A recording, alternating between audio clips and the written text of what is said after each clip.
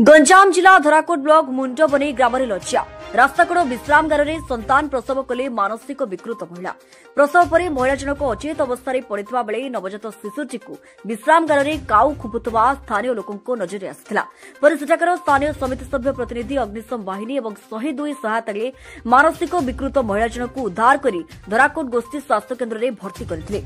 सूत्रु खबर मानसिक विकृत महिला जनक नुआगोड्र बोहू और ओलंबा ग्रामर झुमुरी नायकरी जमापड़ा बेले प्रसव पर अत्यधिक रक्तस्राव जो गुरुतर थे गुरुतर अवस्था ब्रह्मपुर एमकेसीजी मेडिकल को स्थानांतर कर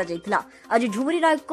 एमकेसीजी में मृत्यु घटी घटना सारा अंचल में एक प्रकार शोकर छाया खेलिबा सह एभली मानसिक विकृति थिबा महिला सह गण बलात्कार घटई महिलाटी असहाय अवस्था में 5 मास समय गर्भपात घटिथिबा घटना को बुद्धिजीवी महल में घृणा करुथिबा देखबाकू मिलिछि। स्थानीय लोके यार दृढ़ प्रतिवाद करने सह दोषी को तुरंत गिरफ्त कराଯାଉ बोली दाबी उठिथिबा देखबाकू मिलिछि। यार प्रतिक्रिया रे आस्का सांसद श्रीमती अनिता सुबदर्शनी पटनायक महोदय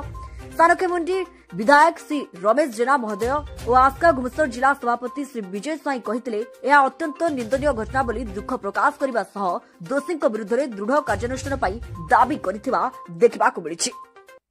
मोना कुटुंब साहू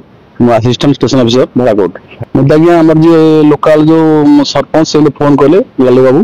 बाबू खबर पाइला कहली आमर तो यहाँ नियम ना तथा मोर उपरिस्थ अफसर जी अच्छा धरा छतरपुर सर्कल जी असिस्टेंट फायर अफसर सर पचारि से कहला ना तुम जाओ जेहेतु आमर पब्लिक कम नहीं गोटा इमरजेन्सी कमटा तुम जाओ असुविधा हम मुझे गला देखिली आम जो मुंडमरी जोटा यात्री विश्रामगार से गोटे लेडीज जो पागल लग नहीं पड़ी छुआ जन्म पड़ी से छुआटा को नहीं काऊ नहीं खाऊ जोटा हल कांथ बहुत दुखी देखी सब सरपंच जी मागिले लुगाट दियो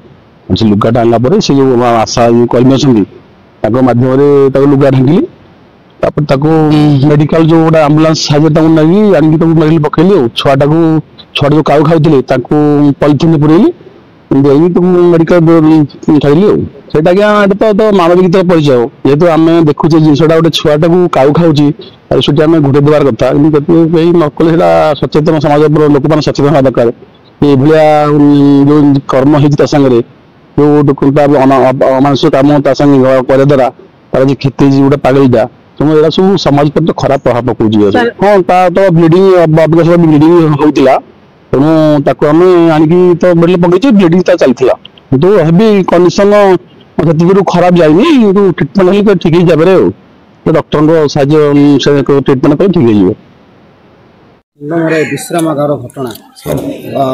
जो घटना घटी जो झुमुरी नायक बोली जड़े ये बड़ दुर्भाग्यजनक कथा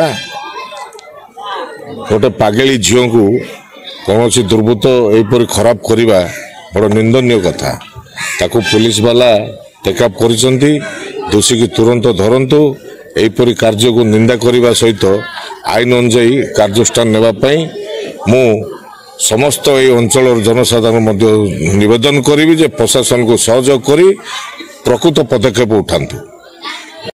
देखो बहुत संवेदनशील घटना आदि आदौ राजनीति करने उचित नुह जहाँ अत्यंत दुर्भाग्यजनक और अत्यंत दुखदायक गोटे सभ्य समाज में यहाँ आदौ ग्रहणीय नुह किंतु कौन है निश्चित भाव में स्थानीय अधिकारी मान सहित कथा ये घटना आदौ ग्रहणीय नुह जड़े महिला हिसाब से खाली नुह जड़े मनीष हिसाब से तेणु अत्यंत दुर्भाग्यजनक तेणु जहाँ कौन घटना है जमी आगू आर पुनरावृत्ति न हो से निश्चित ध्यान देव।